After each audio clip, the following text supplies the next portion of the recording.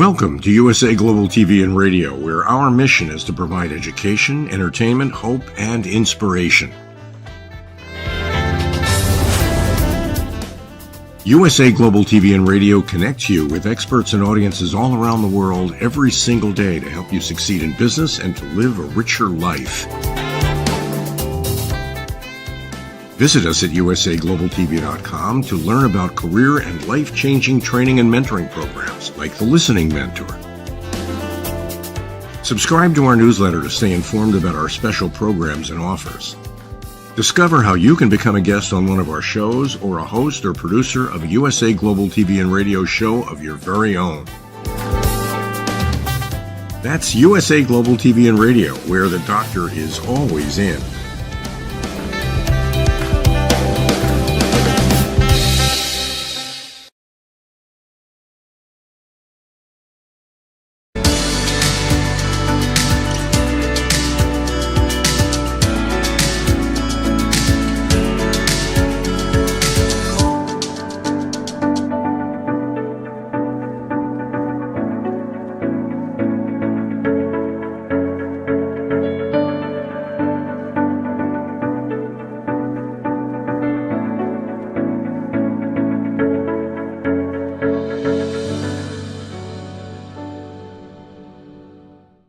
Beautiful soul family, and welcome to Weekly Wisdom and Insights, your home for spiritually guided transformation and empowerment. I am your host, Dearjames, and together with the Unseen, Spirit, Source, and Symphony, we look at the current energies, receive the intuitive wisdom and guidance, and we elevate. We go as guided. Powerful message, powerful energies this week. Truly chock full. I mean, I'm just going to show you the notes, chock full for this episode. So we're going to jump into it right away because there is so much to get to. And bear with me.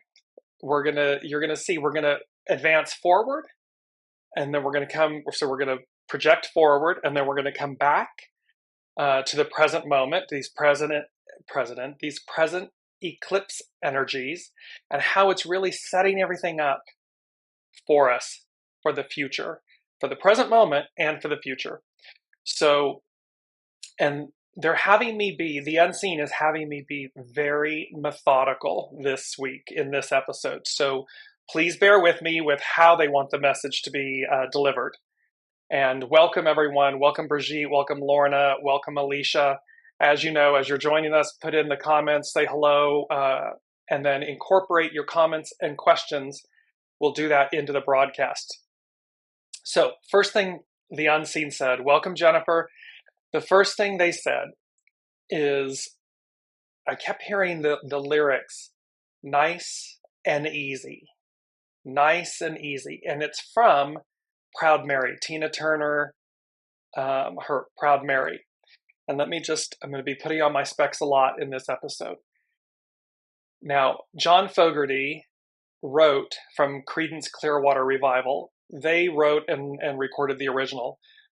And the point here, what the Unseen was saying to us is, we're going to go slow and easy with all of this information.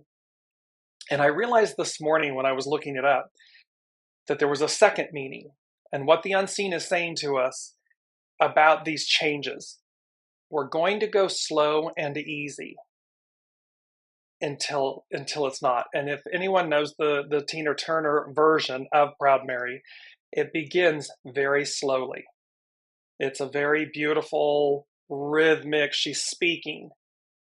And then as she says, we finish rough, meaning it's very loud and proud and electrifying and so forth. That's what the Unseen is also saying. So, John Fogerty said, I wrote the song about a mythical riverboat cruising on a mythical river in a mythical time. Perhaps the setting was, quote, back in time on the Mississippi River. It was obviously a metaphor about leaving painful, stressful things behind for a more tranquil and meaningful life. That epitomizes what the Unseen you all have been with us on this journey, myself, the Lady Jacqueline, almost 2 years now. And that's what they're talking about, this leaving behind a painful, stressful life for a more tranquil, meaningful life. That is the message. And so we're going to go slow and easy. They're going slow and easy with us, but until we speed it all up. So that's the first message. I'm going to bring in the overall theme. Let me just bring that up really quickly. Divine patience and grace, a higher calling at hand. And so this is the other aspect. So with this, about leaving, the painful, stressful aspects, that life behind for something much more liberating and good, there's also this other message, very powerful message, that divine patience and grace, because a higher calling is at hand. And this is what they keep saying to us. The unseen keeps saying to us and readying us and advising us and guiding us and directing us to let go of the past, let go of the dense or more dense energies, because there's a higher octave. As above, so below. There's a higher calling, a higher octave, a higher opportunity. And the age of Aquarius is it's the golden era. It's the age of Aquarius. It's this whole aspect of returning to a higher octave. And that's the main message. And it's certainly prevalent with these eclipse energies and everything and going forward. And so with that, there are two aspects. So the first thing they said to me is, and this was like the unseen, it was like the Great Father, the way this was received. It was like the Great Father speaking. And it was like, and here he is, and he's saying to me, allow me to tell you a story, paint you a picture, sing you a song. So we're going to break today's episode into three very distinct experiences. There's a lot of astrology, but don't get lost. We don't need to understand. You don't need to be an astrologer. You don't need to understand astrology. It's the messaging that goes with it all.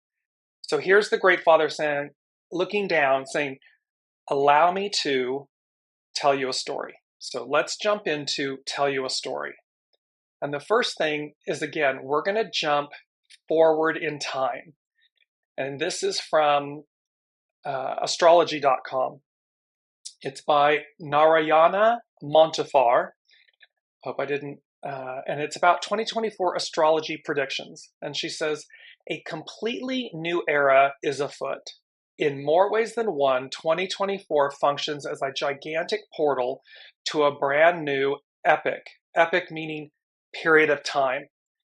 As the three outer planets work in tandem to assist us in creating a new reality. In the second part of the year, Uranus, Neptune, and Pluto. So she's talking about 2024. So in the second part of the year, Uranus, Neptune, and Pluto will work together to elevate mass consciousness, anchoring the age of Aquarius. So there's an elevating of mass consciousness, a higher octave, a higher calling. Technology and spirituality will assist this shift into a completely new paradigm that triumphs individuality and personal growth as more of us unplug from oppressive mental matrix of capitalism. So where it's been all about the individual, the I, me, we're going to come into, remember, the age of Aquarius is about we the people. It is experiencing our individuality through the unity of the whole, through the group. That's what we're talking about. And so as we unplug from things that earthbound, tangible, meaning capitalism, there's a tangibility about it. And we seek or we experience a higher octave. We're going to expand. The more we expand, the deeper the roots. And the less we are clinging to external things that validate or confirm, because we're realizing them from the inside out. Higher octave. She goes on to say, still, we must stay aware that for a brand new epoch to be birthed, the old structures will simultaneously continue their process of collapsing, as they have been since 2021. With its thorough touch, Master Teacher Saturn continues this process as it remains in Pisces, being assisted by Jupiter in the spring and fall. The worlds of media and commerce, in particular, are set to change and evolve as Jupiter enters Gemini in May. So there's this whole thing about, remember we had talked about it's going from fixed to fluid, from earth to air. And all of this, Aquarius, air, Gemini, air. There's a lot of fluidity, there's a lot of movement, and there's going to be a lot of inward movement and expansion. And welcome, Olivia. Ava is saying that sounds wonderful. So she's speaking to something earlier. So she continues, let me wrap up this forward prediction. But before this shift, Jupiter has an epic, meaning big, meeting with Uranus in Taurus. That's where Uranus is right now, in Taurus, which is bound to enliven the financial and real estate markets in the early spring.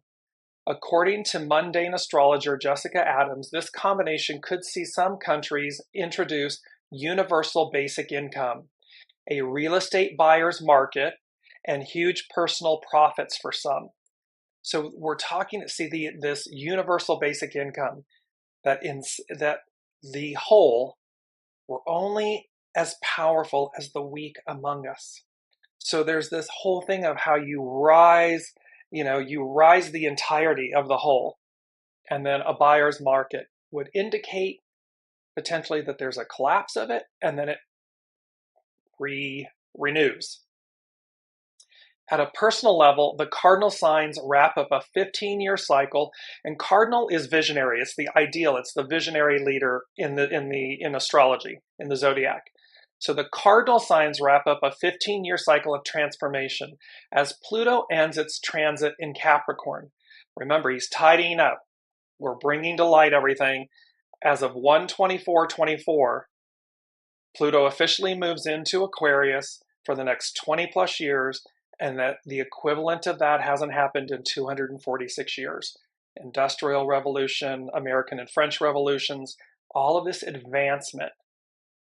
The mutable signs are set to experience a few wake-up calls as the planet of illusion begins its retrograde at the critical degree of Pisces.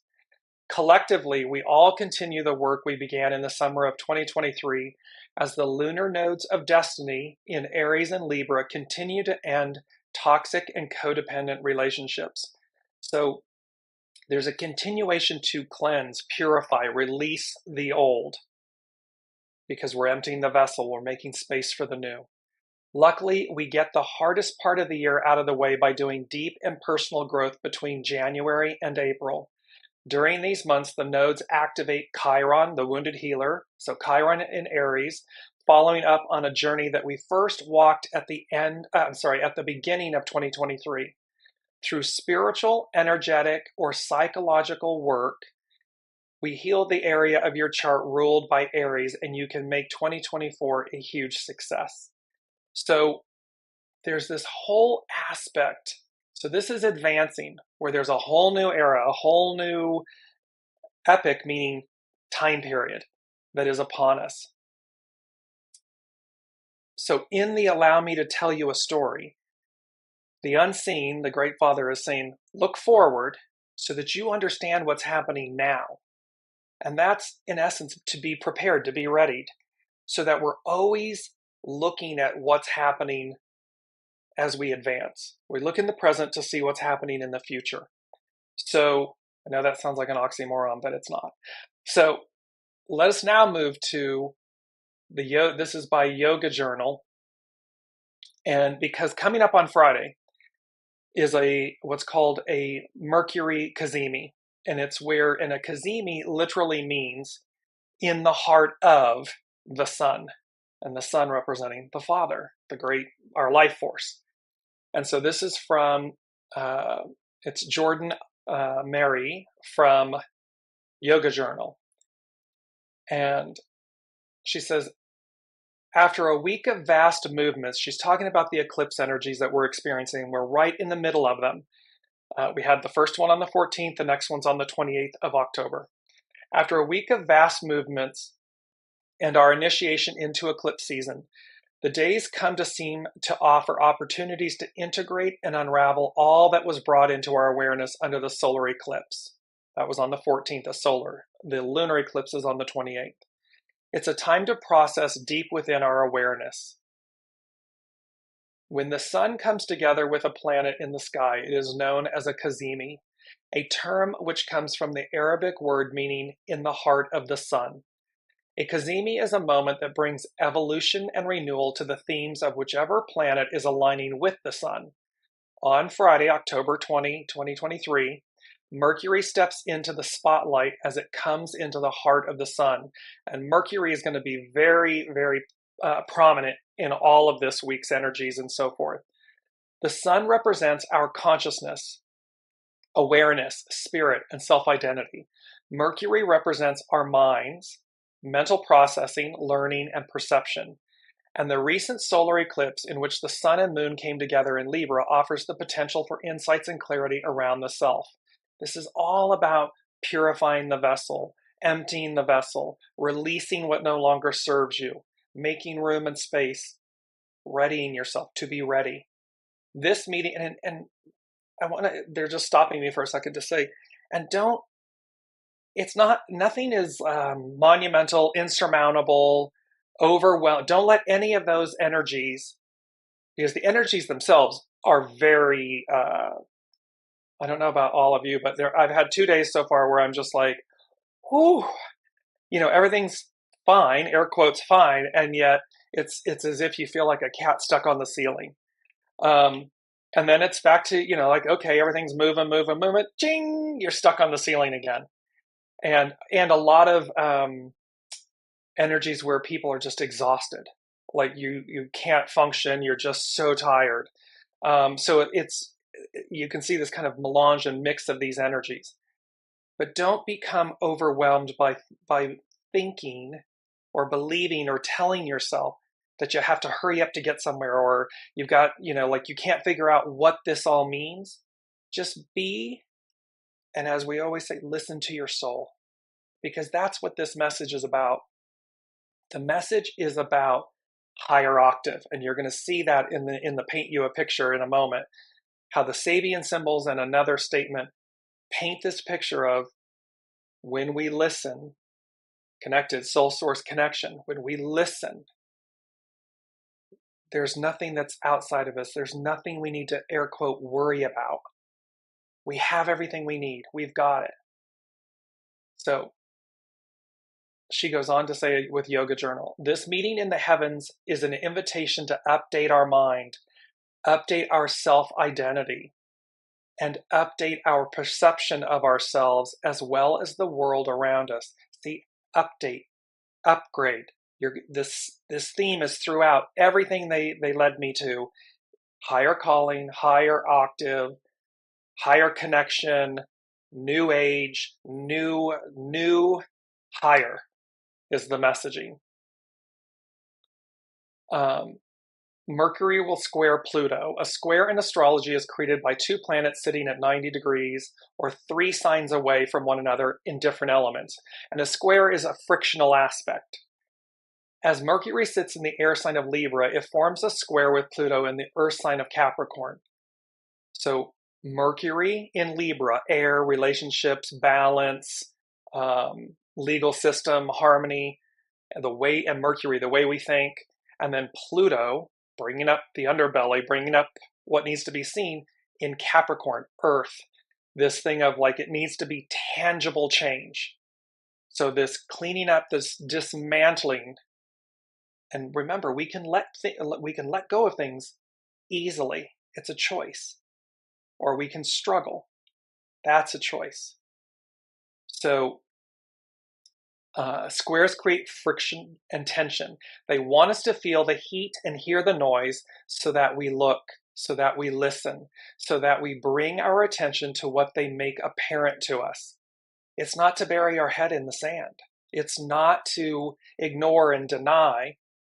It's to face it, to look and move through, and to be empowered. It's okay to be afraid, but just know it's for your good, our good, and it will move us forward. Pluto represents the corners of the self waiting to be known, waiting to be accepted, waiting to be integrated. Remember, it's never about killing the shadow. It's not about eradicating the ego, mind, personality. It's not about eradicating the divine masculine, the patriarchal, the Piscean patriarchal.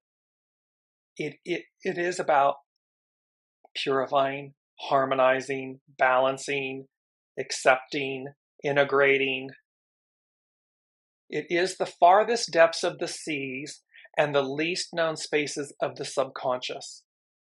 As Mercury, and remember, if you watch any of like history or nature channels and so forth, remember the depths we still don't have the ability and the technology to dive to the depths, the greatest depths of the ocean and bodies of water. It crushes the containers.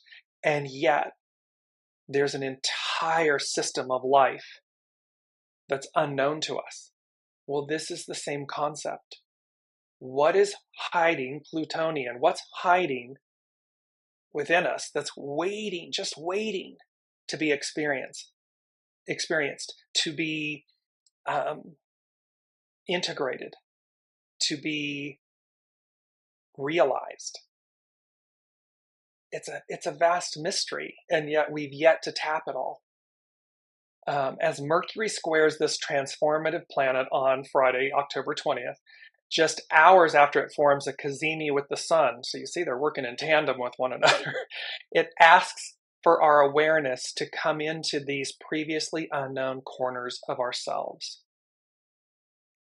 And again, this as above, so below.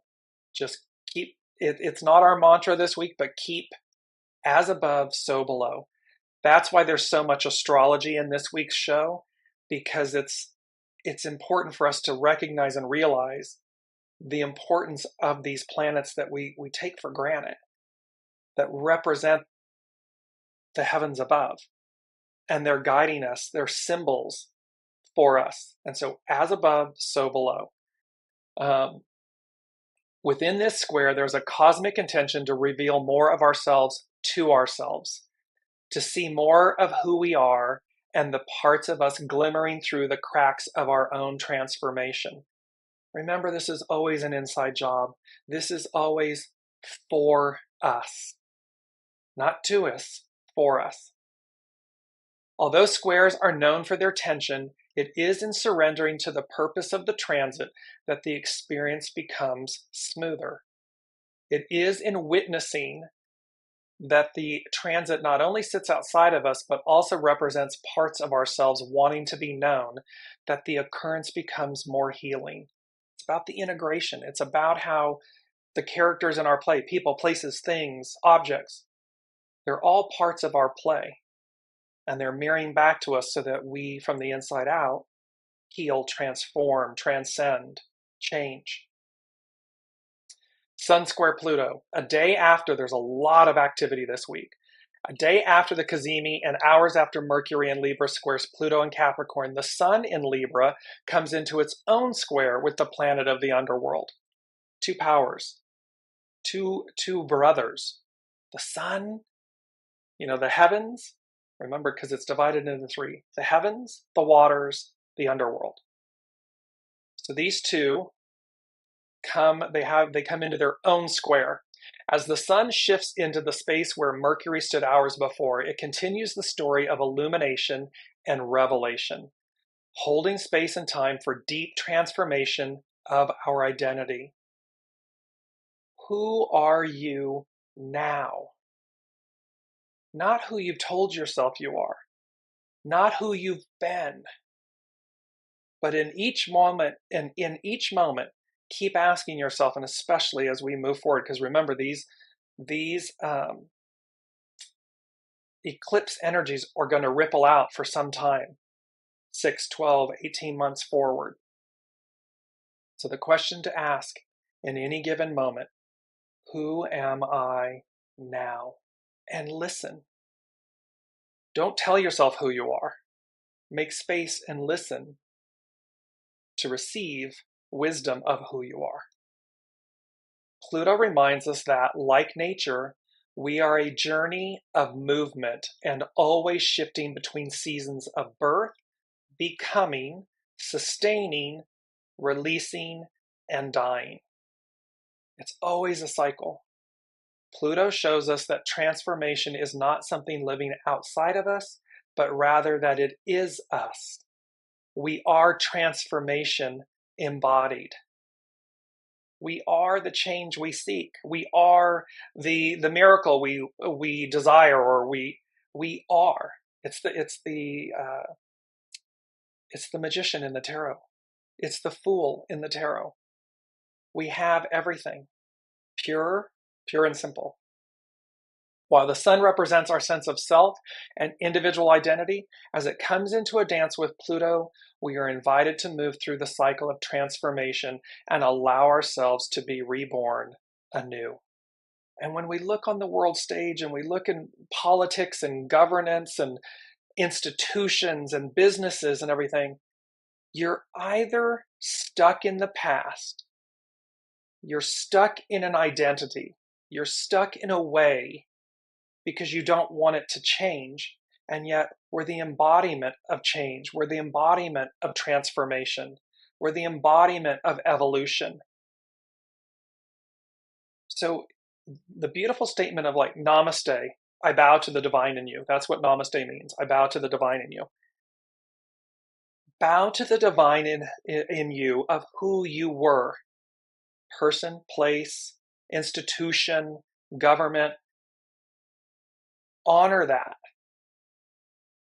And then with great reverence and care and respect, release it to make room for the new, to make room for who you are now. She finishes with your invitation. It is a week of illumination and transformation, integration and renewal. It is a time that asks us to refresh our browser in terms of who we know ourselves to be and to allow ourselves to be reborn again and again and again. It is a moment in time to do so through looking inward and allowing more of ourselves to be revealed to ourselves, to our awareness. It's about becoming. It's so powerful. She concludes with, listen to the voice from within, for it has much to share. Whether this voice is heard through journaling, meditation, yoga, or sitting outdoors, who within you no longer feels aligned, and who is ready to emerge? Powerful, powerful energies. Brigitte saying, I've been seeing it all unfold, and for me, I understand it, but for others around me and my family, they aren't seeing the bigger picture, and quite frankly, they think I'm crazy and don't care. Advice. Remember, to thine own self be true. So we literally sit, Brigitte, and this is for everyone, we are all at varying stages of evolution, transformation, transfiguration. So stay out of judgment. Don't judge yourself. Don't judge others. Simply walk the purity of your path, of your truth, allowing others their opportunity, their experience. And I recognize, I understand. There's a dear friend and colleague you all know, Debbie Wilson from Endless Essences. We have this discussion a lot about how we are obviously we are not islands unto ourselves, and we are in families and relationships and children and work environments and so forth. And thus we are interacting with 8 billion other souls and humans on the planet. And, both the opportunity and the challenge in that. Simply, the unseen is saying to me, simply walk in faith and grace. Remember, divine patience and grace with self, with others, because a higher calling is at hand. So just allow them, because you don't have to prove anything. The truth speaks for itself. And so allow each person their journey, their experience. And oftentimes, a picture speaks 1,000 words. Well, oftentimes, simply by divine patience and grace, our example, it will speak to others. Because don't forget, they're in a process of releasing, of surrendering, of coming to terms with the unknown, with their fear. We all are doing it. It's just to what degree are we on the journey, on the path, and on the comfort of that. Some will say, yes, we all experience the fear and the release and yet you just kind of, it's like toning a muscle. It's exercising your soul. You come to a place where you just trust it and you move through it. Well, others are still, they don't even know what you're talking about. So again, the greatest aspect here, Brigitte, is to allow the other their soul's journey. It's not easy, and yet when we stay focused on ourselves, meaning not narcissistic, it's when we stay focused internally, purely, authentically, with humility and grace and surrender. It just speaks for itself. We move and we lead by example. So next up is Pam Youngin's North Point Journal, and there is a beauty in what she's talking about. I'm going to share my screen here with you. This beautiful image of the eclipse, this partial eclipse, and she says we're the eclipse passageway. We are now in that 2-week period between eclipses when life takes on a surreal quality and we can feel adrift in time and space. It is as if we have one foot in the past and one in the future while we await the arrival of the second eclipse, the closing event of the current eclipse season, a partial but powerful lunar eclipse, full moon on October 28th. Will hopefully help reinstate a sense of inner cohesion and stabilize our footing as we continue on our evolutionary path. Please note that although we usually feel the strongest impact of an eclipse around the date of its occurrence, eclipses actually affect our timeline for at least the next 6 months until the next set of eclipses occurs. Specifically, there may be events related to the themes of our October eclipses about 3 months from now. There's that first 4 months of 2024 from now, when the sun has moved 90 degrees, it forms a square angle to the degree of each eclipse. So that's going to happen on January 11th and January 25th of 2024. Finding balance amid controversy. See, Brigitte, amid controversy. As we move through the coming week, our ability to stay in balance is tested. Issues of fairness and equal treatment arise. People may be especially impulsive and reactive, and it can be hard not to take sides, even if we generally prefer to maintain neutrality. This influence will be strongest from Wednesday through Saturday. Over this 4-day period, the Sun and Mercury will align in justice-seeking Libra, and both planets will conjoin the karmic South Node. South Node represents for humanity what we're releasing. They will oppose controversy-stirring Eris, will be quincunx enigmatic Neptune, and then square catalytic Pluto. See, look at that, just that paragraph. Look at what's going on. As above, so below. So if that's going on upstairs, so to speak, look at what's happening on planet Earth. And we see it all in our headlines. This combination of planetary energies accelerates the news cycle and draws our attention to matters ruled by Libra: courts of law, trials, litigation, artists and musicians, partnerships and alliances, contracts and negotiations.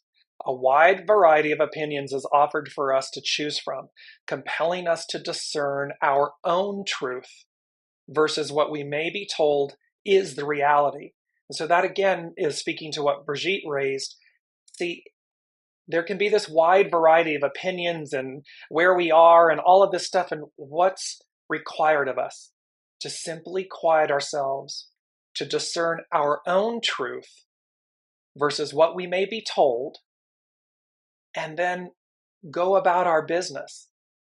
We don't have to get into confrontation or try to convince someone else, or just be.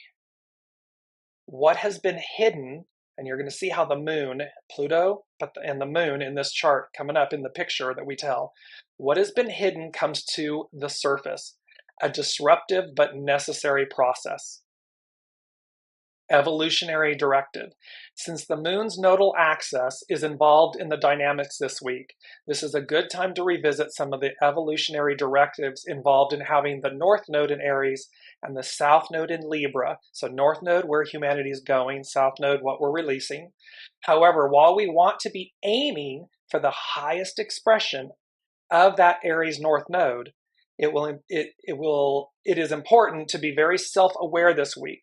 With reactionary Eris now at the same degrees as the North Node, some may respond with over-the-top behaviors.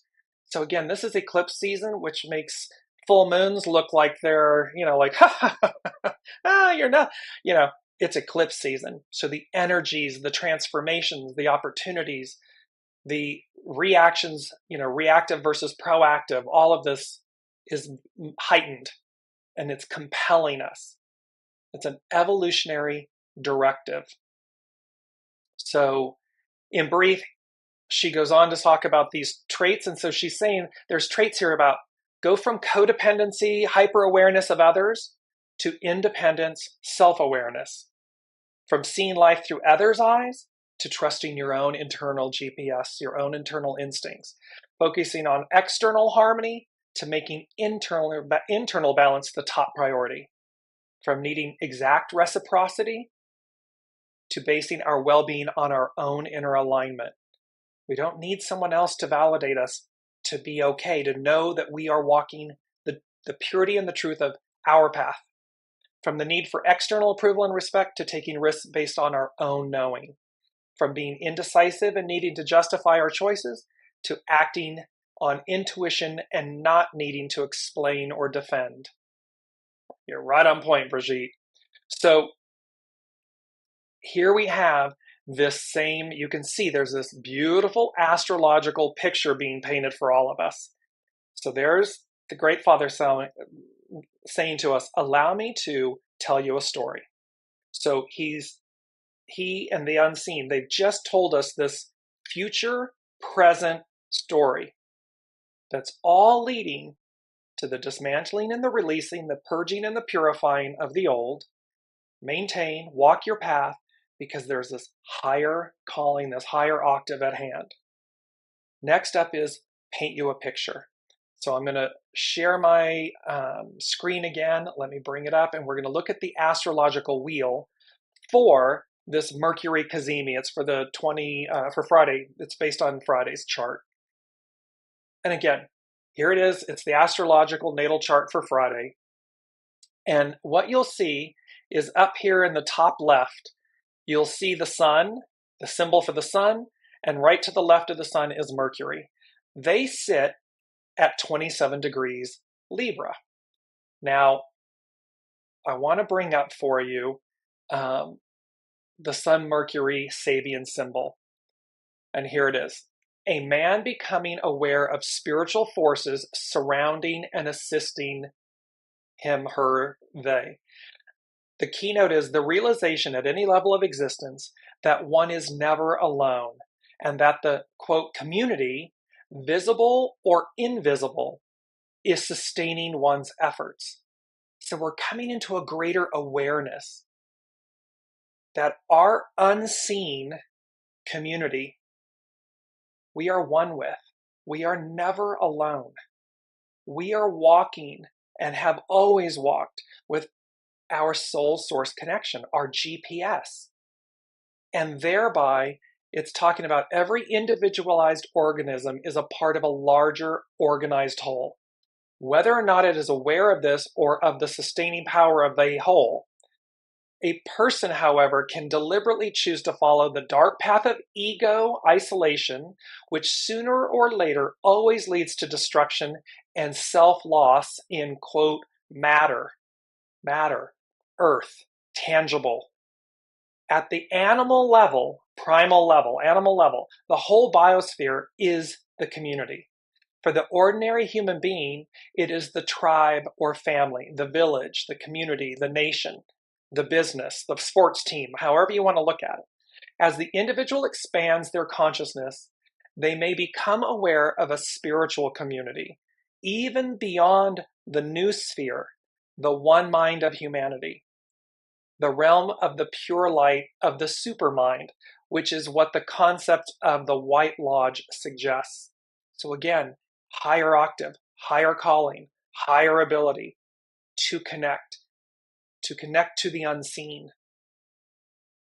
In this fivefold sequence, to the person who has ever so little transcended the world of conflicts, and for a moment at least experienced the oneness of all existence, this stage should bring the realization of belonging to a greater whole. This produces a state of inner assurance. So it's all about aligning with your soul source connection. It's all about realizing we are far more than body and organs and, matter, dense matter. We are spiritual, and this is a journey of supreme enlightenment. That is what this is speaking to. So let me bring this out, clear it really quickly. So then we look at the chart, and we want to come to the opposite end, like to the southern end, just to the right, and you will see sitting at 27 degrees. Pardon me. It's to the left. So not to the bottom right, to the left, right over by the moon, you'll see Pluto sitting at 27 degrees. So let's look at the Sabian symbol for Pluto. And there it is. And remember this, we had talked about this in last week's show, all of this, the birds. And they continue here, a large aviary. An aviary is an atrium and so forth. So the enjoyment of spiritual values by the soul, able to familiarize itself with their implications. Birds symbolize spiritual forces, and the aviary presents us with a picture of these forces of desire or desires contained within a mind. Sorry, I gotta move this down and over. Contained within a mind open to the light of psychic or soul realities. It's contained within a mind open to the light of psychic or soul realities. You got to be open. You've got to be open to it. And bringing joy and harmony to the consciousness. The strenuous ascent represented by the preceding scene changes into a picture of familiarity with inspiring experiences. Yet this familiarity may also suggest a lack of spontaneity and of the thrill of discovery. To use modern terms, the peak experiences have become those of a high plateau, at which level one may lose one's sense of direction at a time. So it's talking about the fact that we can rise to a point where we become disoriented. Because again, we know what we know. We know the beast, right? We know the Piscean patriarchal era. It's the one we've been in our entire lives. And yet we're moving into a whole new peak experience, into a whole new era. In this sequence of phases which lead to group mastery of cosmic energies. So this is leading us to group mastery of cosmic energies. The youthful effort to reach the summits of cultural and spiritual attainment has settled down into a complex state of inspiration. We've been focused on the ideal. We've been focused on attaining the ideal. We've been focused on climbing and getting there. Now comes the reality of it. A state which at times may bring confusion because of the multiplicity of the voices to which one has become open.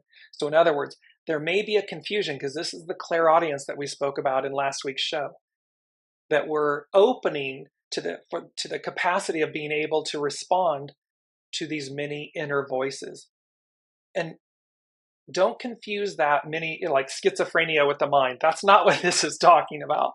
This is talking about the soul, the voices emanating from the soul, knowing, and how we become finally attuned and elevated in our ability to connect and hear what is unseen. So last but not least, and this is a little hard, but when you look at the center image, you'll see a blue triangle. And you'll see the inner circle with a little X in it and all the numbers of the houses going around the wheel. So when you see that, and I'm going to post this so you can study it, it's a little hard. It's as if when you look straight ahead, flat, like a 1D image or a 2D image, it's like, nope, X mark, nope, that's not the way you enter. When you look at this and you see the triangle, you see that it's as if it becomes 3D, and it's pointing over to the left. It's pointing directly at the moon. And remember, Pam Young and they're talking about how the nodal axis, the points of the moon, are being triggered in all of this energy.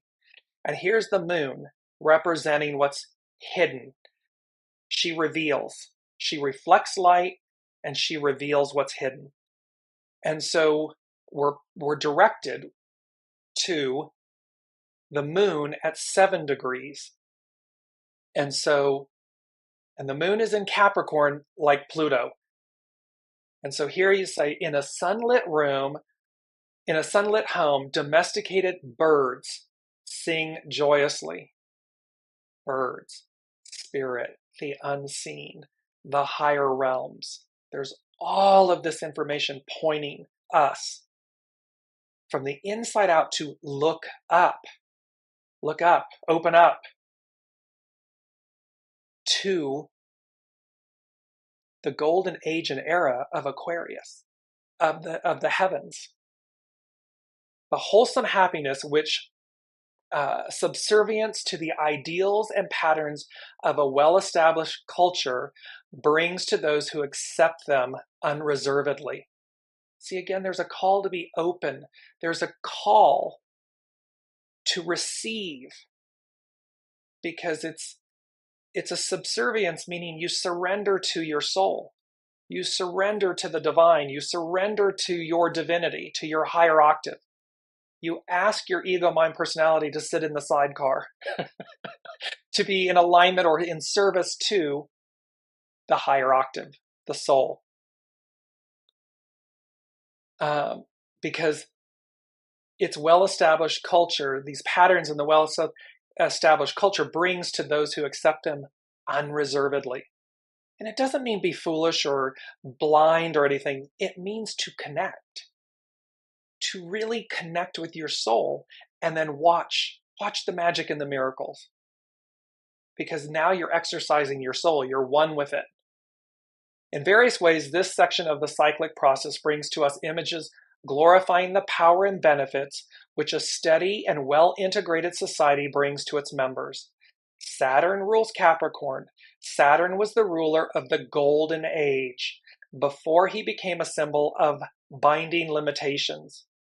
See, it's like, we had it all, we get put on lockdown, we're returning, and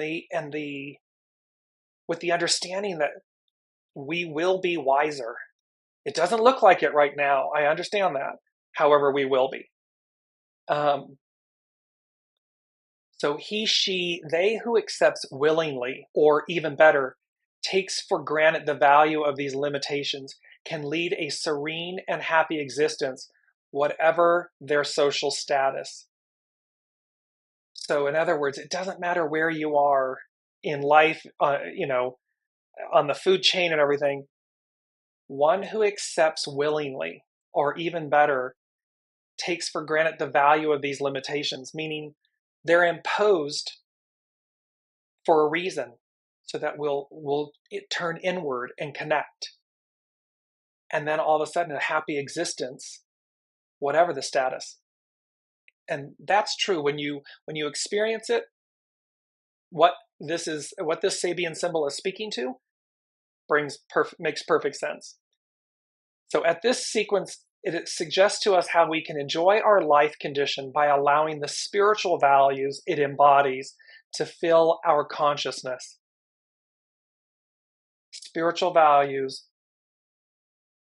embodying to fill our consciousness, not ego, mind, personality, but the soul, the spirit. In every condition provided by a healthy culture, which hardly refers to our present chaotic world, human beings can find enjoyment in the roles they are born to play. And look at how many times people will say, oh, I can't do what I was born to do, or I can't make a living at what I was born to do. Because the ego, mind, personality is telling them, no, that's not safe, that's not okay. And yet the soul, the divine, has an entire plan for us to experience exactly that. But we abandon it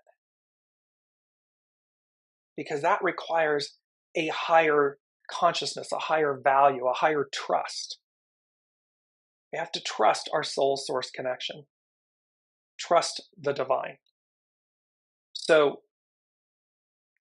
in this, that is, and again, this whole piece, and let me bring in this one, this is where dead reckoning comes in. And it's really quite the phrase dead reckoning. And it's interesting, it's the last, it's the title of the last Mission Impossible installations, movies. But it's also what it means. So dead reckoning. In navigation, dead reckoning is the process of calculating the current position of a moving object by using a previously determined position or fix and incorporating estimates of speed, heading, or direction or course and elapsed time.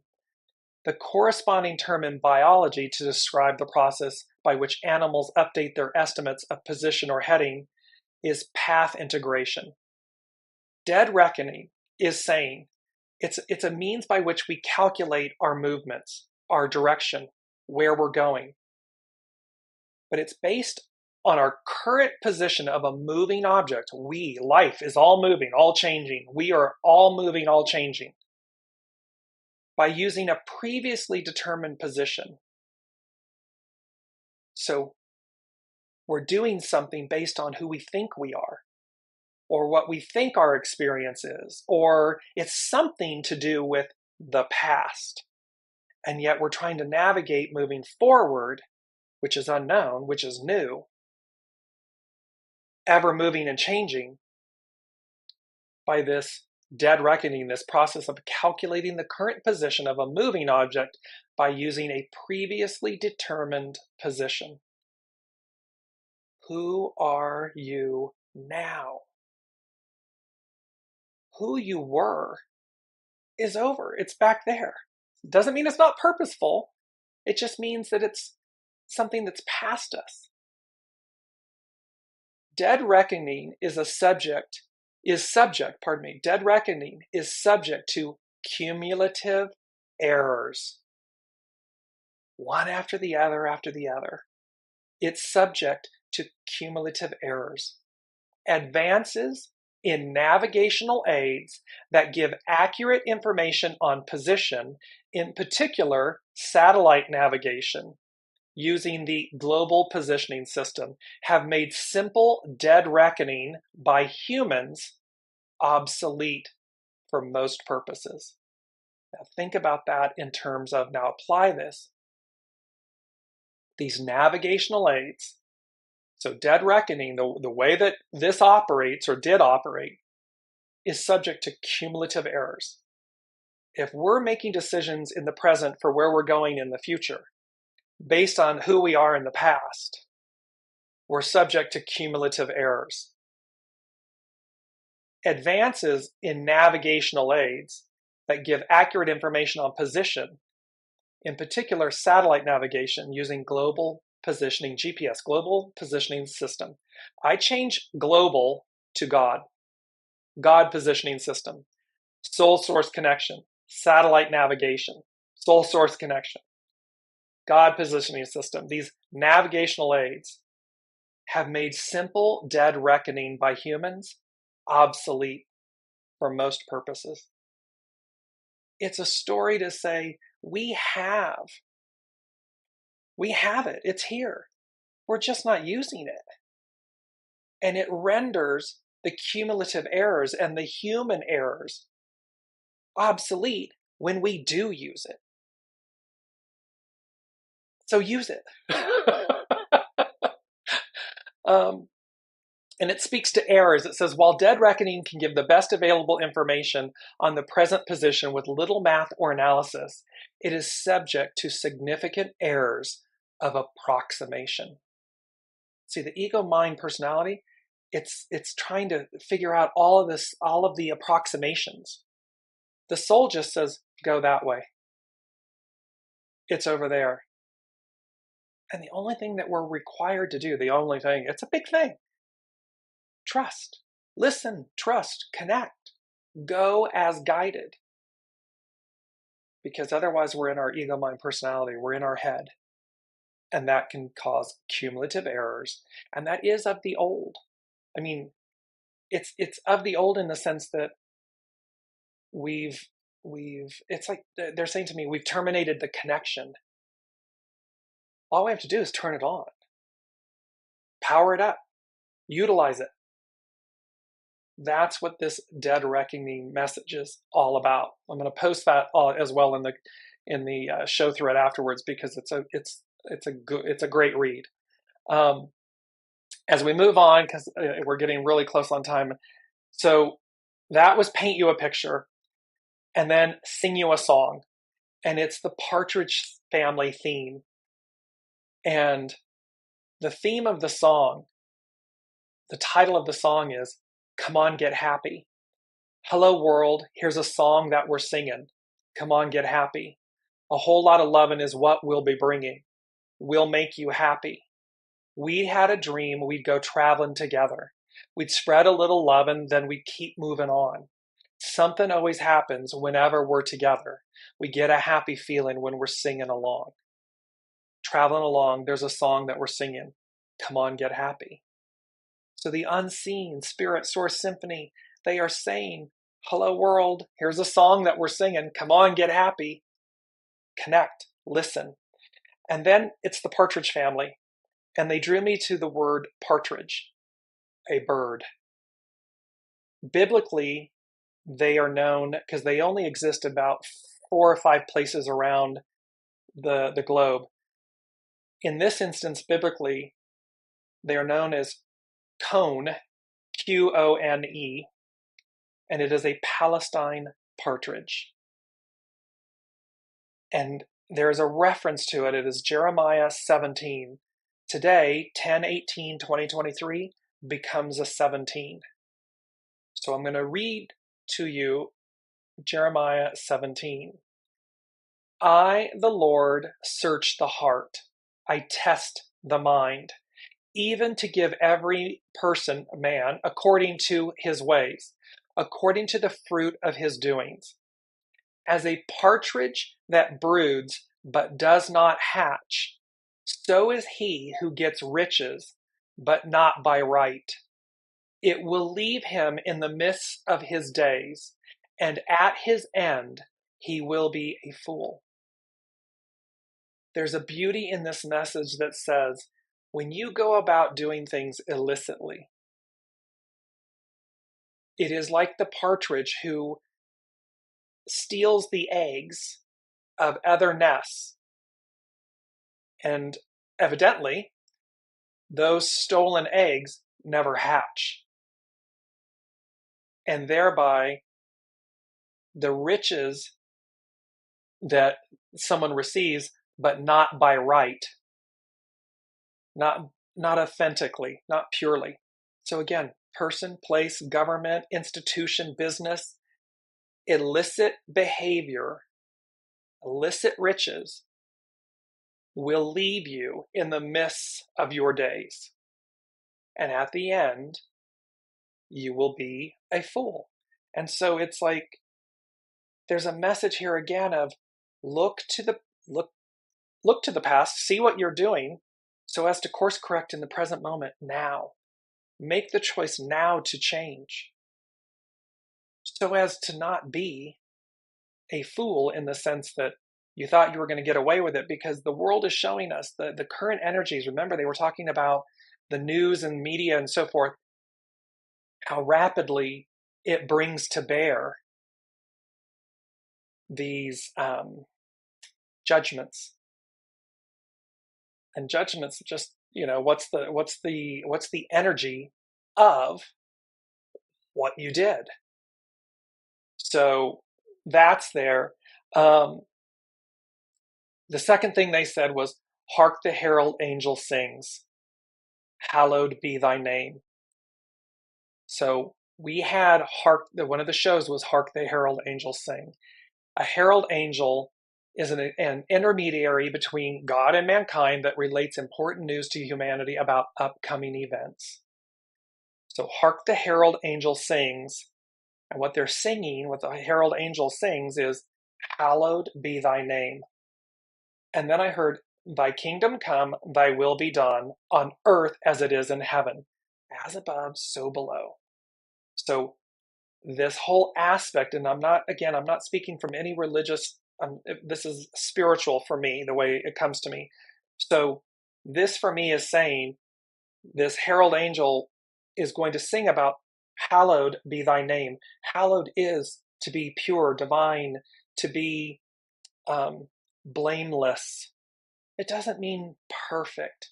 It just means, remember, the whole thing is about knowing that we have everything we need. And so are we consciously do no harm? Because if we're harming, it's a fool's errand. It's not going to fly anymore. It may look that way, but it's not. You can see it. It's all crumbling. The third thing they said was divine intervention. Prepare. Be prepared. And I asked, okay, well, what does that mean? Prepare. So divine intervention, prepare, be prepared. What does that mean? And they said, a readiness to receive. Be open, empty your vessel, love, receive. So to be prepared, prepare and to be prepared is a readiness to receive. If there's no space within you, if there's no space for the new, if there's no space for you to receive, you're not ready. You're not open to it. That's the moral of that story. Lastly, number 4, they said, seeing is believing. Blessed, and then this comes from Master Jesus. When he had arisen, Thomas, the Apostle Thomas, was absent. The others told him about the return of Master Jesus, and he didn't believe it, which is why he's known as Doubting Thomas. So they're saying here, seeing is believing. And then Master Jesus said to Thomas, blessed are those who have not seen and yet have believed. So it is a beautiful aspect here to remember.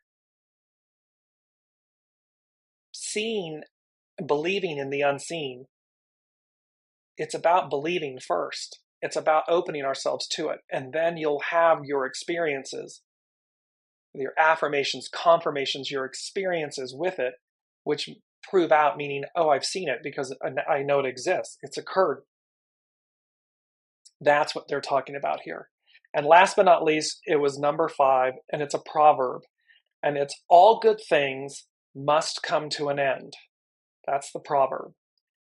What they're saying, though, is they said all good things must come to an end. It's what comes next that matters most. And then I saw the image of the Wheel of Fortune and the World card, meaning, so all the good, all the greatness, the good and everything of the Piscean patriarchal era, 2,000, 300, 400 years, all good things must come to an end. It comes to a conclusion. It comes to an end. And then they're saying it's what comes next that matters most. because it's yet to be revealed and it's new. And thereby, we receive that when we're ready, when we're open to receive it, as the Sabian symbols are speaking to, as all of this is speaking. That's what's taking place here. I just want to bring up, I'm mindful of the time, so I just want to bring up so that you'll see these all again. I'm going to run through them very quickly. Our main theme, divine patience and grace, a higher calling at hand. Our mantra, my soul knows the way. Just keep saying to yourself, my soul knows the way. And then empty your vessel, make space, open to the divine, open to your soul. I'm going to post the main energies. Here they are. We have, again, double tens. And look at, it culminates in the 17. Follow, show by example. And this beautiful piece of, and the 1 and the 7 become an 8. And notice as well, 18, 7, 17, 8. So these 7s and 8s, the 1s, it's all about unite, coming together. 2024 is an 8-year coming together, meaning from the inside out, from the individual to the collective, uniting, coming together. Our astro influences, the ripple effect. These energies of the eclipse and everything, they are powerful. They are going to ripple out, and it's the ripple effect of these energies. Beautiful quote. A man will be imprisoned in a room with a door that is unlocked and opens inwards, as long as it does not occur to him, her, they, to pull rather than push. This is a quote from Ludwig Wittgenstein. And the point is, see, it's a self-imposed prison because we don't stop to realize, oh, the door opens inwardly. Oh, it's through the inside that I liberate myself, I free myself. So you'll remain imprisoned until you realize, pull, don't push. We have the second quote, which is, realness is self-completing, and the way is self-directing. And look at the beautiful human looking upwards to the Milky Way, our most prominent in the heavens aspect, guiding our way, representing the milk from the mother, the divine feminine. The song, Proud Mary. This whole thing, we're going to do it nice and easy until it's like, and then we're going to ramp it up. This beautiful image of dead reckoning. It's about divine patience and grace, a higher calling at hand. In the center, as above, so below. Dead reckoning, coming to be real. This is about coming soon, or this is about coming to be real.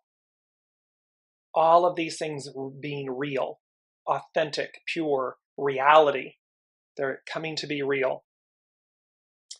That is a very long and involved show, and yet one of the most powerful. And I am so grateful for all of you bearing with me and being here with your comments. I'm sorry I didn't get to all of them. I will address them respectively in the show comments. It's a powerful, powerful time. And I will leave you with this. Nurture yourselves from the inside out. Trust yourselves from the inside out. And know that in unity with the unseen, there isn't a greater aspect that has your back than the unseen. So go forth and conquer with that wisdom and that assistance and that mindset. It's not outside of us. It's not matter, M-A-T-T-E-R. It's what's within us that matters. It's what comes next that matters most. I love you all. Thank you so much for your grace and your patience in this elongated episode. And I look forward to seeing all of you next week on this continued journey as we approach the final eclipse of October. Much love to all. Be well.